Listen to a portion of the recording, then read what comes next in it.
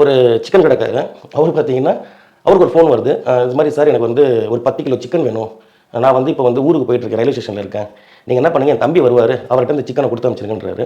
சரி சார் நீங்க பே பண்ணுங்க. நீங்க பேமெண்ட் அனுப்புங்க ஜிபேல. நான் உங்களுக்கு பணம் போடுறேன்னு சொன்ன உடனே, அவர் என்ன பண்றாரு, 10 கிலோ சிக்கன் வந்து ரூ. 2500 சொன்னாரு. ரூ. 2500 அனுப்பிச்சுடுறாரு அந்த கறி கடைக்காரருக்கு. அவர் என்ன பண்றாரு, கறி கடையில ரொம்ப பிஸியா இருக்கிற நேரத்துல இது நடக்குது. ஒரு ரூ. 2500 வந்த உடனே ஓகேன்னு சொல்லிட்டு, அவர் 10 கிலோ சிக்கன ரெடி பண்ண ஆரம்பிக்கிறாரு.